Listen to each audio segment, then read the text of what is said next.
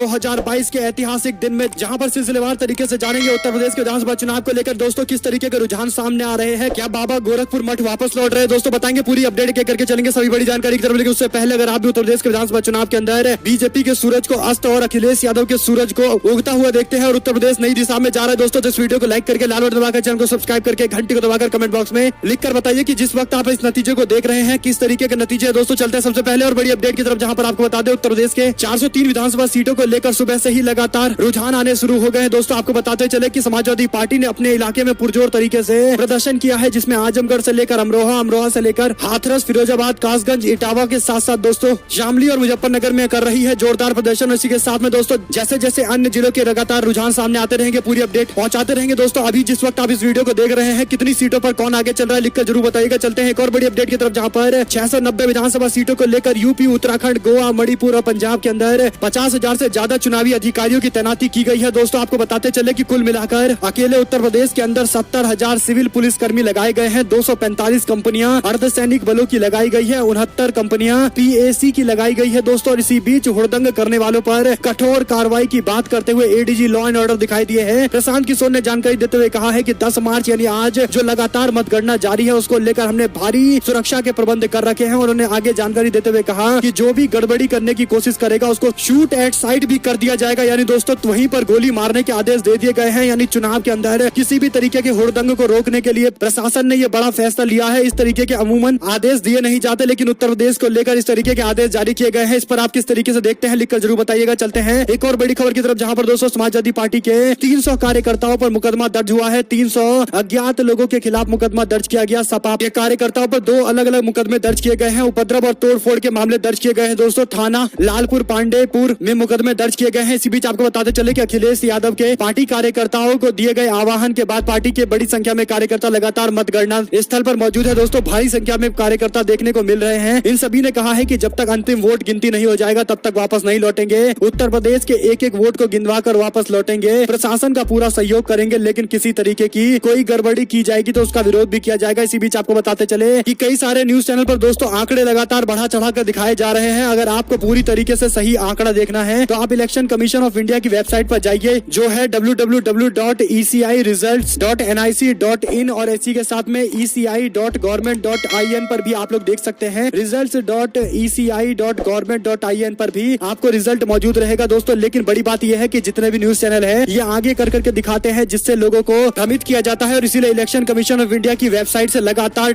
Update लेते रहिए दोस्तों, यहीं से असली जानकारी मिलेगी। और इलेक्शन कमीशन ऑफ इंडिया की वेबसाइट पर इस वक्त किस तरीके के आंकड़े चल रहे हैं लिखकर जरूर बताइए, क्योंकि पल पल लगातार अपडेट होता जा रहा है चुनाव का आंकड़ा दोस्तों। और ऐसे में क्या योगी आदित्यनाथ 12-1 बजे तक दे देंगे अपना इस्तीफा? आप लोग की क्या कुछ राय है लिखकर जरूर बताइए, क्योंकि ये बात तय है कि सपा का उदय हो रहा है राज्य के अंदर और समाजवादी पार्टी के नेता अखिलेश यादव अगले मुख्यमंत्री बनेंगे। लगभग पत्थर पर लिखी हुई लकीर की तरह दिखाई पड़ती है। एक और बड़ी जानकारी की माने तो उत्तराखंड को लेकर भी दोस्तों बड़ी अपडेट है, जहां पर कांग्रेस पार्टी को सत्ता परिवर्तन के बीच ये समझ में आ गया है कि अगर वो लोग ज्यादा ध्यान नहीं देंगे तो बीजेपी के लोग जोड़ तोड़ करके अपनी सरकार बना लेंगे। उत्तराखंड और यूपी के विधानसभा चुनाव सबसे ज्यादा दुनिया भर की निगाहें दोस्तों। ऐसे में उत्तराखंड में कांग्रेस पार्टी अपने बागी नेताओं और कई सारे निर्दलीय चेहरों से लगातार संपर्क साध रही है। आपको बताते चले कि माना जा रहा है कि चुनाव के बाद विधायकों को एकजुट करने के लिए कांग्रेस पार्टी अगर कोई फैसला लेती, लेकिन उससे पहले ही भारतीय जनता पार्टी ने जैसे पहले करके दिखाया था उसी तरीके से कहीं ना कहीं विधायकों को तोड़ा जा सकता था दोस्तों। और इसी पूरे मामले को ध्यान में रखते हुए कांग्रेस पार्टी ने अपने सारे दिग्गज नेताओं को उत्तराखंड भेजना शुरू कर दिया है। आपको बताते चले कि चुनाव नतीजों के बाद विधायकों को एकजुट रखने के लिए कांग्रेस पार्टी ने अपने उम्मीदवारों और निर्दलीय विधायकों को छत्तीसगढ़ शिफ्ट कर दिया है। आपको बता दें कि छत्तीसगढ़ के मुख्यमंत्री भूपेश बघेल नतीजे को लेकर लगातार नजर गड़ाए हुए हैं। छत्तीसगढ़ के सीएम भूपेश बघेल, राज्यसभा के कांग्रेस पार्टी के सांसद दीपक सिंह हुड्डा के साथ साथ कई और उत्तराखंड कांग्रेस पार्टी के नेताओं ने पूरे मामले की तैयारी कर रखी है और एक एक नेताओं से संपर्क साधा जा रहा है, क्योंकि कम सीटें हैं तो कभी भी कितना भी आंकड़ा आगे पीछे हो जाएगा तो मुकाबला कहीं ना कहीं कांटे का हो जाएगा। और यहाँ तक कि दोस्तों अंतिम वोट जब तक नहीं गिन लिए जाते तब तक उत्तराखंड के अंदर लगातार सांसें अटकी रहेगी। और इसीलिए हॉर्स ट्रेडिंग यानी विधायकों की खरीद फरोख्त को रोकने के लिए कांग्रेस पार्टी ने अपने दिग्गज नेताओं को मैदान में उतारा है। छत्तीसगढ़ के मुख्यमंत्री खुद इस मोर्चे को संभाल रहे हैं। इसी बीच आपको बताते चले कि एक और बड़ी अपडेट सामने आ रही है, जहां पर एक और बिजनौर के अंदर लगातार मतगणना चल रहा है और दूसरी ओर पार्टी के कार्यकर्ता यानी समाजवादी पार्टी के कार्यकर्ता लगातार स्ट्रांग रूम के बाहर तंबू लगाकर पूरे मामले पर इंतजार कर रहे हैं रिस्पांस का किस तरीके से आता है। बिजनौर के अंदर वोटों की गिनती को लेकर समाजवादी पार्टी के लोग पूरी तरीके से चौकन्ने हैं दोस्तों। समाजवादी पार्टी ने पीछे रात से ही तंबू लगा दिया था और इसमें पार्टी के नेता कार्यकर्ता लगातार इंतजार इंतजार कर रहे हैं कि नतीजे कब अंतिम घोषित होंगे और किस तरीके से अंदर से रिस्पांस सामने आता है। मतगणना स्थल पर 4 कंपनी पैरामिलिट्री फोर्स की भी तैनात कर दी गई है। स्थानीय पुलिस को भी मतगणना स्थल पर लगा दिया गया है, किसी भी तरीके से कोई चूक ना हो पाए। सीसीटीवी फुटेज व कैमरे के माध्यम से मतगणना स्थल पर निगरानी रखी जा रही है। कहीं भी अगर किसी व्यक्ति के द्वारा मतगणना स्थल पर कोई गड़बड़ी की जाएगी या अफवाह फैलाई जाएगी तो उसके खिलाफ भी कठोर कार्रवाई की जाएगी, इस तरीके की जानकारी है। इसके खिलाफ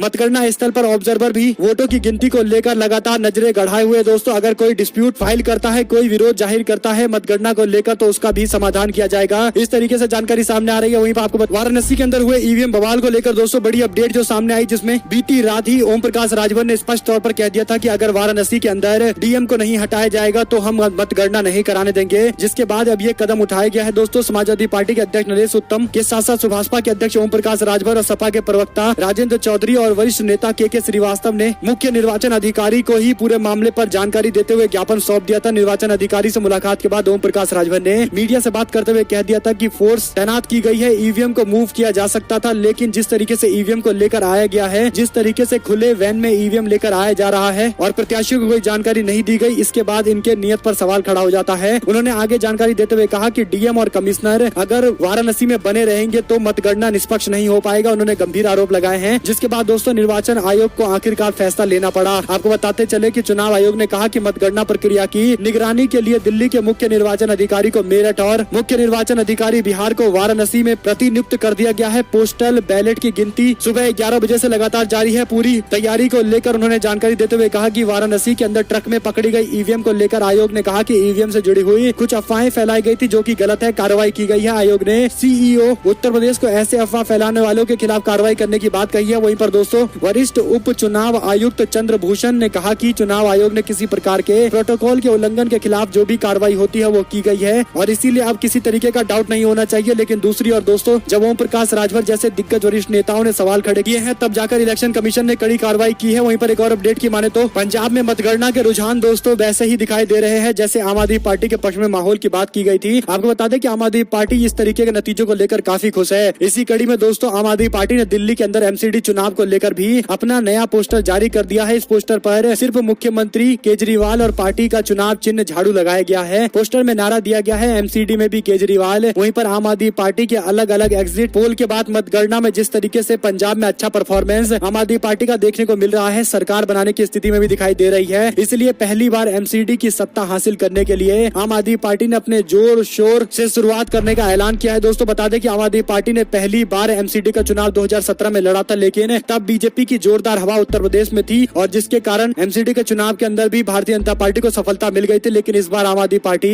दिल्ली के नगर निगम की कमान संभालने के लिए पूरी तरीके से तैयार है। राज्य सरकार के कामों को लेकर नगर निगम में बीजेपी के खिलाफ मोर्चा खोलते हुए आम आदमी पार्टी की सरकार बनाने को लेकर लगातार जनता से अपील की जा रही है। एक और बड़ी जानकारी की माने दोस्तों तो गोवा के अंदर सभी पार्टी के उम्मीदवारों जिनके नतीजे सामने आ रहे हैं उन सभी के फोन बंद कर दिए गए हैं। कांग्रेस पार्टी ने इस बात को लेकर पूरी तैयारी कर ली है। आपको बता दें कि गोवा के विधानसभा चुनाव को लेकर जिस तरीके से एग्जिट पोल के नतीजे बता रहे थे कि मामला टाई पर अटक सकता है, यानी बराबरी की स्थिति, या फिर कांग्रेस पार्टी लगभग सरकार बनाने से थोड़े सीटों से पीछे रह जाए, वैसा ही कुछ दिखाई दे रहा है। हालांकि अंतिम नतीजे शाम होते होते या यूं कहिए रात 9, 10, 11 या फिर कल सुबह तक भी आ सकते हैं। गोवा विधानसभा चुनाव 2022 को लेकर जितने भी एग्जिट पोल सामने आए हैं उनमें से ज्यादातर में किसी भी दल को बहुमत मिलने की संभावनाएं नहीं जताई गई है और इसी एग्जिट पोल के साथ साथ दोस्तों मतगणना से पहले ही कांग्रेस पार्टी ने बड़ा कदम उठाया है। गोवा में भारतीय जनता पार्टी के चुनावी प्रभारी देवेंद्र फडणवीस और कांग्रेस पार्टी के चुनावी प्रभारी पी चिदम्बरम अपनी अपनी टीम के साथ रणनीति बनाने के लिए एकजुट हो गए हैं। गोवा के सीएम प्रमोद सावंत मंगलवार को ही दिल्ली में प्रधानमंत्री से मुलाकात करने के लिए पहुंचे। गृह मंत्री अमित शाह से भी उन्होंने मुलाकात की है। इधर कांग्रेस पार्टी ने अपने कर्नाटका के अध्यक्ष डीके शिव कुमार को मिशन गोवा पर लगा दिया है। गोवा में 2017 के चुनाव में किसी भी दल को बहुमत नहीं मिला था। गोवा के 40 सदस्यीय विधानसभा में 17 सीटें जीतकर कांग्रेस पार्टी सबसे बड़ी पार्टी बनकर उभरी थी। इसके बावजूद भारतीय जनता पार्टी को 13 सीटें मिली थी, उसने सरकार बना ली। अब देखते हैं दोस्तों किस तरीके से कांग्रेस पार्टी पूरे मामले को संभालती है या फिर जनता ने ही कुछ ऐसा मैंडेट दे दिया है कि अंत में आते आते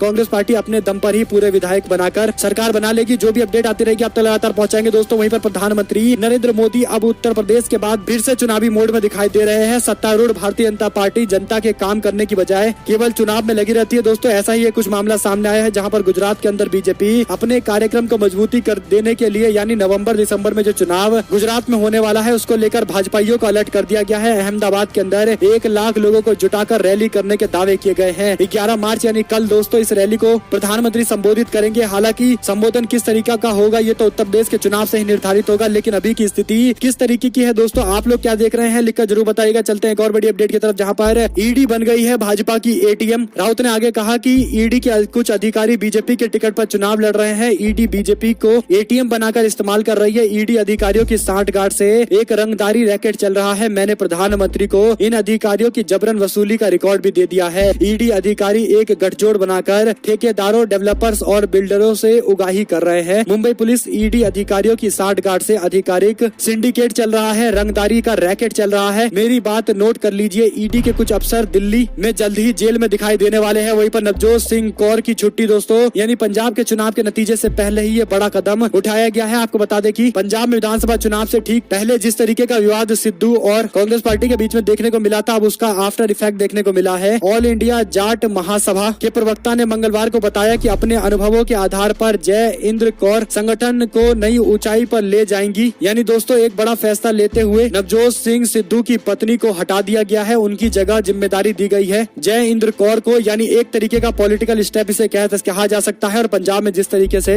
विवाद देखने को मिल रहा है, उसके बाद कहीं ना कहीं कांग्रेस पार्टी क्या अपनी स्थिति को मजबूती से पेश कर पाएगी। अभी तक के नतीजे तो ऐसे दिखाई नहीं पड़ते हैं दोस्तों। वहीं पर आपको बता दें कि सहारनपुर के अंदर धर्म सिंह सैनी एक बड़े दिग्गज नेता के तौर पर चुनाव लड़ रहे हैं। उन्होंने बड़ा बयान देते हुए कहा कि समाजवादी पार्टी अंत आते आते यानी शाम तक लगातार अपनी बढ़त बनाए रखेगी और 300 का आंकड़ा पार करेगी, इसमें किसी को कोई दो राय नहीं है। वो खुद नुकुड़ की सीट से चुनावी मैदान में उतरे हुए हैं, यानी सहारनपुर के नुकुड़ सीट से चुनावी मैदान में उतरे हुए दोस्तों। और ऐसे में अखिलेश यादव की करहल सीट को लेकर क्या नतीजे हैं आप लोग लिखकर जरूर बताइएगा। वहीं पर दोस्तों योगी आदित्यनाथ के गोरखपुर को लेकर क्या नतीजे आपके सामने आ रहे हैं। सिराथू से चुनावी मैदान में उतरे हुए हैं केशव प्रसाद मौर्य, वहां से क्या नतीजे सामने आ रहे हैं लिखकर जरूर बताइएगा। साथ साथ दोस्तों फाजिल नगर सीट से स्वामी प्रसाद मौर्य चुनावी मैदान में उतरे हुए हैं। ये कुछ हॉट सीटें हैं जिन पर लगातार नजरें बनाए रखनी जरूरी है दोस्तों। इसी बीच आपको बता दें कि फिर चर्चा में है ईवीएम। बीजेपी पहली पार्टी जिसने ईवीएम को लेकर विवाद खड़ा किया था दोस्तों, यानी ईवीएम को लेकर जो सवाल खड़े हो रहे हैं। बीजेपी के लोग इलेक्शन कमीशन से मुलाकात करते हुए कह रहे हैं कि समाजवादी पार्टी के लोग बौखलाकर ईवीएम पर सवाल खड़ा कर रहे हैं, जबकि बीजेपी के लोगों ने सबसे पहले ईवीएम का विवाद उठाया था। आप लोग को बता दें कि 2009 के चुनाव के बाद बीजेपी के नेता बड़े बड़े भाषण दे रहे थे और यहाँ तक कि कई सारे वर्कशॉप ऑर्गेनाइज कर करके कह रहे थे कि ईवीएम को हैक किया जा सकता है, ईवीएम ये बनाता है वो बनाता है। लेकिन अब बीजेपी के लोगों को ईवीएम पर ज्यादा भरोसा दिखाई दे रहा है दोस्तों। इसको लेकर मीडिया में भी जानकारी दी गई है कि बीजेपी के लोगों ने सबसे पहले ईवीएम को लेकर विवाद खड़ा किया था। एक और बड़ी अपडेट की माने तो सुप्रीम कोर्ट ने एनडीए में SC/ST आरक्षण से इनकार कर दिया। कहा सैन्य बलों को जाति के आधार पर अलग नहीं किया जा सकता। जस्टिस संजय किशन कौल ने जस्टिस MM सुंदरेश की पीठ ने एनडीए में अनुसूचित जाति और अनुसूचित जनजाति और अन्य पिछड़ा वर्ग के लिए सीटों को आरक्षित करने की मांग पर हस्ताक्षर करने से इनकार कर दिया दोस्तों, और मामले को खारिज कर दिया है। आपको बताते चले कि ये याचिका दाखिल किसी और ने नहीं बल्कि सामाजिक संगठनों ने की थी दोस्तों, जिसको लेकर सुप्रीम कोर्ट में बयान देते हुए जस्टिस ने कहा कि सामाजिक क्रांति रातों रात नहीं होती, इसमें समय लगता है, इसीलिए धीरे धीरे इसका इंतजार कीजिए। वहीं पर दोस्तों प्रधानमंत्री नरेंद्र मोदी की 10 मार्च यानी कल बैठक होने वाली है, जिसमें RSS के लोग भी मौजूद रहेंगे। प्रधानमंत्री नरेंद्र मोदी, गृह मंत्री अमित शाह और RSS के लोगों की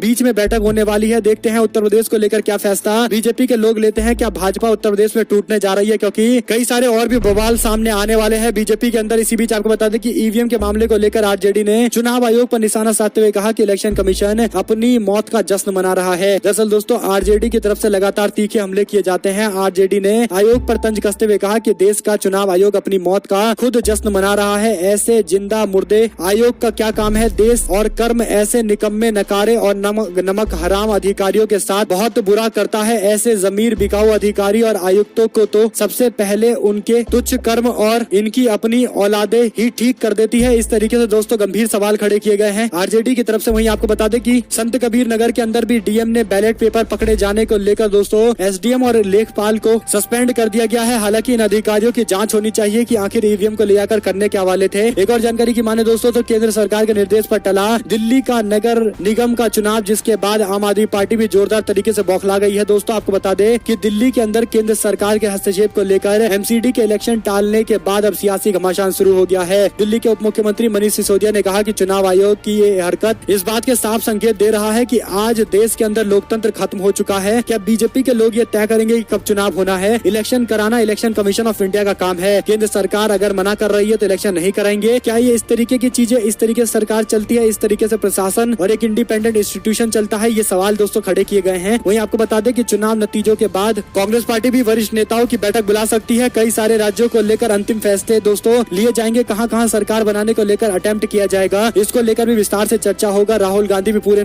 मामले को लेकर नजर गढ़ाए हुए हैं। वहीं पर प्रियंका गांधी भी उत्तर प्रदेश के समीकरण को लेकर लगातार इंतजार कर रही है कि आंकड़े अंतिम रूप से कैसे एडजस्ट होते हैं। उसके बाद तय किया जाएगा कि कांग्रेस पार्टी के लिए राज्य में आगे बढ़ने का रास्ता क्या होगा। इसी बीच आपको बता दें कि बहुजन समाज पार्टी की अध्यक्षा मायावती ने उत्तर प्रदेश के विधानसभा चुनाव के नतीजों और मतगणना के दौरान दोस्तों एक बड़ा फैसला लेते हुए उन्होंने एक तैयारी की है, जिसमें 2024 को लेकर अब वो तैयारी कर रही है। राष्ट्रीय स्तर पर नए सिरे से जिम्मेदारी तय की गई है। बसपा सुप्रीमो ने इसके तहत अपने भाई आनंद कुमार और भतीजे आकाश आनंद को अहम जिम्मेदारी दी है। बसपा में राष्ट्रीय स्तर पर अब बस एक कोऑर्डिनेटर आकाश आनंद रहेंगे। रामजी गौतम को पद से हटा दिया गया है। बसपा सुप्रीमो ने लखनऊ के अंदर आयोजित राष्ट्रीय कोर कमेटी की 2 दिवसीय बैठक में ये फैसला लिया है। पार्टी के मुताबिक वर्ष 2024 में होने वाले लोकसभा चुनाव के मद्देनजर देश में सभी राज्यों के अंदर 7 सेक्टर्स में बांटा गया है, यानी 7 सेक्टर के अंदर डिवाइड किया गया है और उसके अनुसार पदों पर नियुक्तियां की जाएगी। साथ साथ आपको बताते चले दोस्तों कि संजय राउत ने राहुल गांधी को पत्र लिखा था, जिसके बाद राहुल गांधी की तरफ से भी जवाब दिया गया है। दोस्तों राहुल गांधी ने पत्र लिखते हुए जवाब देते हुए कहा कि संजय राउत, उम्मीद है कि आपको मेरा पत्र मिल गया होगा। राहुल गांधी ने पत्र में लिखा कि यह पत्र आपके द्वारा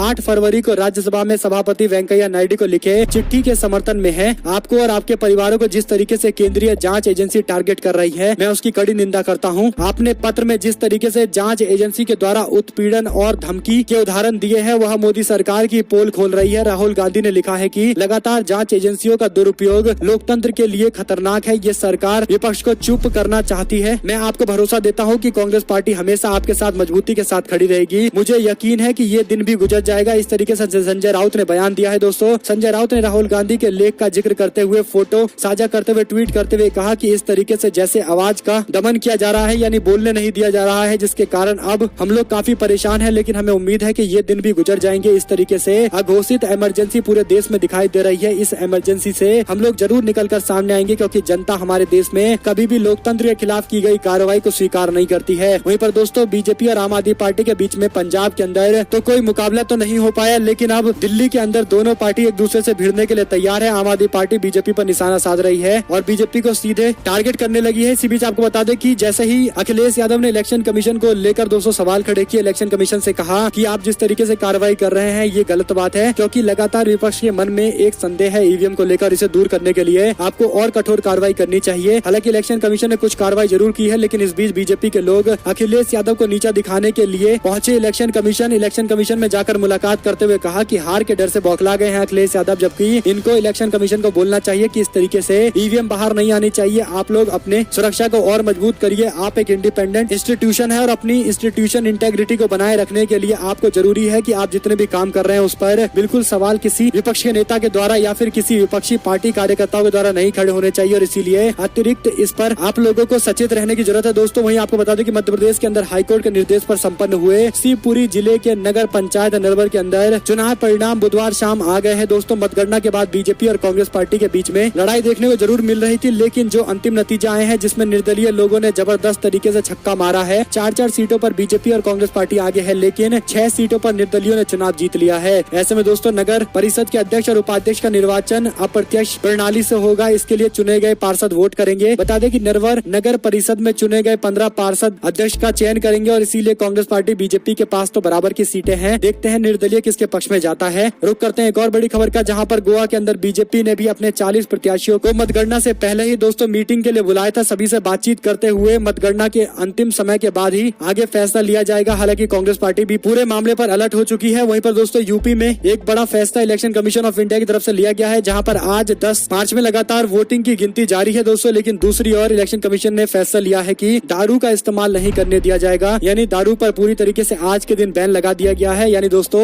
हुड़दंग मचाने से बचने के लिए इलेक्शन कमीशन ऑफ इंडिया ने फैसला लिया है। काउंटिंग के दिन इस तरीके से फैसला लिया गया है कि शराब की दुकान के मालिकों को निर्देश जारी करते हुए कहा गया है कि पुलिस अफसर भी इस बात का ध्यान रखे कि मादक पदार्थों को दुकानें नहीं बेच रहा हो, क्योंकि उन सभी पर निगरानी रखने की जरूरत है ताकि राज्य के अंदर लॉ एंड ऑर्डर सिचुएशन को बेकार होने से रोका जाए। वहीं पर दोस्तों नवजोत सिंह सिद्धू ने भी अपना प्लान तैयार कर लिया है। नतीजे सामने आने के बाद, आखिर नतीजे शाम तक आ जाएंगे तो उसके बाद नवजोत सिंह सिद्धू अपने कई सारे कैंडिडेट और विधायकों के साथ मुलाकात करने वाले हैं, बातचीत करने वाले हैं। इसी बीच पंजाब में सिद्धू के बयान का विरोध करने वाले पुलिस कर्मी डोप टेस्ट में पॉजिटिव पाए गए हैं। उठाए गए हैं कई सारे गंभीर सवाल। आपको बता दें कि चुनावी माहौल के बीच में लगभग 1.5 महीने पहले एक थानेदार को लेकर पंजाब कांग्रेस के अध्यक्ष नवजोत सिंह सिद्धू के विवादास्पद बयान पर आपत्ति जताने वाले पुलिसकर्मी संदीप सिंह डोप टेस्ट में पॉजिटिव पाए गए हैं। बता दें कि नशीले दवाइयों का इस्तेमाल करने को लेकर डोप टेस्ट कराया गया था, जिसके बाद ये मामला सामने आया है। चलते हैं एक और बड़ी खबर की तरफ, जिसमें बिहार की राजनीति भी दोस्तों आज के बाद बदलने वाली है। उत्तर प्रदेश के अंदर अगर परिवर्तन होता है तो आप देखेंगे बिहार के अंदर भी बीजेपी का किला ढह जाएगा और इसीलिए अखिलेश यादव का चुनाव जीतना तेजस्वी यादव के मुख्यमंत्री पद पर विराजमान होने का मार्ग भी प्रशस्त करेगा दोस्तों। हालांकि अंतिम नतीजे ही बताएंगे कि क्या तेजस्वी यादव बिहार में सरकार गिराने के लिए कुछ बड़ा प्लान बना रहे हैं। वहीं आपको बताते चले कि दोस्तों पहले, दूसरे, तीसरे चरण के चुनाव में ही पूरा खेला होने वाला है इस बार, और खासकर पूर्वांचल की सीटों को लेकर लगातार आंखें गड़ाइए रखिए, क्योंकि पूर्वांचल सबसे बड़ा सीटों के मामले में है और ऐसे में दोस्तों लगभग ज्यादातर सीटों पर यह तय है कि किसको ज्यादा वोट, किसको ज्यादा समर्थन मिलेगा। लेकिन पूर्वांचल की सीटों पर मेन खेला होने वाला है। आप लोग लगातार हमारे साथ जुड़े रहे, इसलिए आप सभी लोगों का बहुत बहुत धन्यवाद। आप लोग देख रहे थे आपका अपना चैनल जय हिंद जय भारत दोस्तों, बहुत बहुत धन्यवाद। जय हिंद।